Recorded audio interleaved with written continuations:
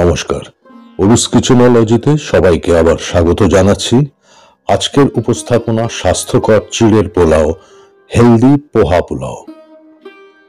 ওরুস কিচেনোলজিকে সবাই সাবস্ক্রাইব করুন। আপনাদের সাবস্ক্রিপশনের জন্য আমি অপেক্ষায় থাকব। আপনাদের ভালোবাসাই আমার প্রেরণা। Your love is my motivation always. আপনারা আমাকে উৎসাহ দিন, এগিয়ে যাওয়ার সাহস দিন। এই অপূর্ব রেসিপিটি দিয়েছেন শ্রীমতী সুদীপ্তা।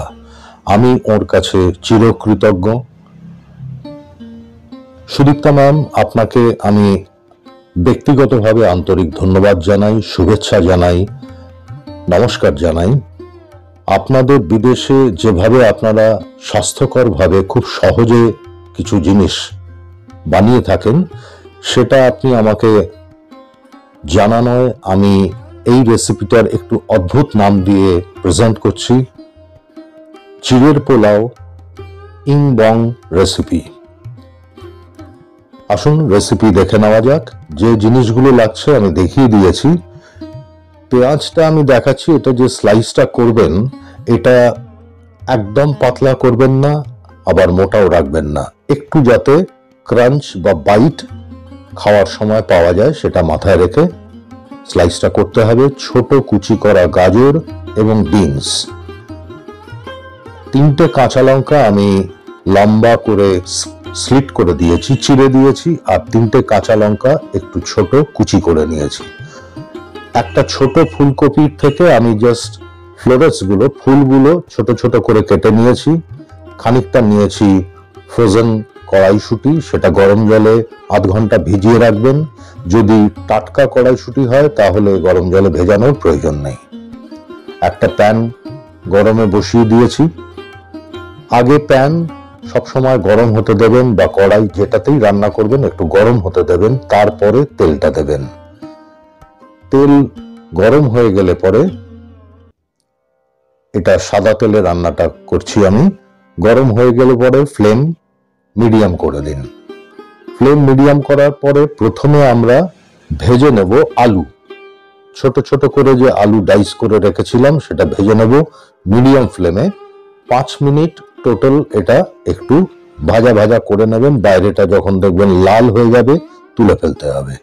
দিয়ে দিচ্ছি সামান্য একটু নুন, যাতে আলুর ভেতরে তেলের সাথে নুনটা পেনিট্রেট করে যায়, খাওয়ার সময় স্বাদটা ভালো লাগে। বেশি কোনো রকমের মশলা এই রেসিপিতে যাবে না, কাজু কিশমিশ কিচ্ছু না। একদম সিম্পল, খুব চটজলদি ব্রেকফাস্ট বা ডিনার, বাচ্চাদের চাহিদা যদি থাকে এই রেসিপি এইভাবে বানিয়ে খেতে দিন সবাইকে, দেখবেন সবাই একদম অত্যন্ত প্রশংসা করবে। আলুগুলো ভাজা হয়ে গেছে, মিনিট 5 আমি তুলে নিলাম।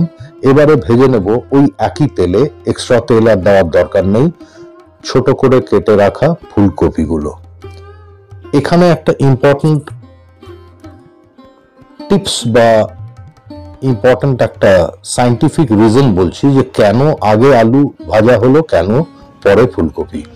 ফুলকপি যদি আগে ভেজে নেন তাহলে পরে যে তেলে ভাজবেন তেলটা পুরো অ্যাবজর্ব করে নেবে, ফুলকপি টেনে নেবে। তাহলে আপনাকে আবার অ্যাডিশনাল তেল প্যানে দিয়ে তারপরে আলু ভাজতে হবে। কিন্তু আলু যদি মিডিয়াম ফ্লেমে ভাজেন তাহলে আলু তেল খুব সামান্য টানে, অ্যাবজর্ব করে। সুতরাং বাকি যে তেলটা রিমেইনিং পড়ে থাকবে তাতে অনায়াসে ফুলকপি ভাজা হয়ে যাবে। একটু গায়ে যখন বাদামি দাগ, কালচে দাগ আসবে, ফুলকপি তুলে ফেলুন।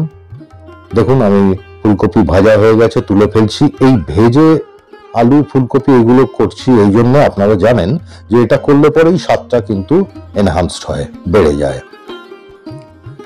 এবারে আমি প্যানে দিয়ে দিলাম সামান্য একটু তেল, ফ্লেম মাঝারি রাখছি। মাঝারি ফ্লেমে তেলটা গরম হলে পরে দিয়ে দিলাম হাফ চা চামচ সাদা জিরে আর 4টে ছোট এলাচ একটু ফাটিয়ে। আমার বিভিন্ন রেসিপিতে বলেছি যে কোনো গোটা গরম মশলার মধ্যে বিশেষ করে এলাচ, লবঙ্গ এগুলো একটু ভেঙে যদি দেন তাহলে পরে স্বাদটা তেলে খুব তাড়াতাড়ি গন্ধটা চলে যাবে। একটু সতে করলাম এলাচ এবং জিরে। যখন জিরের আওয়াজ বেরোচ্ছে তখন দিয়ে দিলাম স্লাইস করে রাখা পেঁয়াজ। পেঁয়াজটা গোলাপি হওয়া পর্যন্ত নাড়তে থাকুন। মিডিয়াম ফ্লেমেই করবেন, এই রেসিপির ক্ষেত্রে হাই ফ্লেম করার কোনো প্রয়োজন নেই। মিডিয়াম ফ্লেমে বেশ খানিকক্ষণ নাড়াচাড়া করলে ট্রান্সলুসেন্ট হয়ে যাবে, ডিপ পিঙ্কিশ হয়ে যাবে। তখন দিয়ে দিলাম যে 3টে কাঁচা লঙ্কা আমি কুচি করে রেখেছিলাম সেগুলো। 10 থেকে 15 সেকেন্ড একটু সতে করুন, নেড়ে দিন। তারপরে দিয়ে দিতে হবে ছোট কুচি করে রাখা গাজর এবং বিনস। যে কোনো সবজি শীতকালে বিশেষ করে এতে অ্যাড করতে পারেন, তাতে নিউট্রিশন বেশি হবে, ভিটামিনস বেশি যাবে এবং খেতেও ভালো লাগবে। একটু হেভি হবে জিনিসটা, বেশ ফিলিং হবে। গাজর এবং বিনস ভালো করে একটু সতে করে নিতে হবে। এই সময় ফ্লেমটা হাই রাখুন, হাই ফ্লেমেই কিন্তু এটা করবেন, তাহলেই এই সবজিগুলো ক্রাঞ্চটা বজায় থাকবে, বাইট বজায় থাকবে।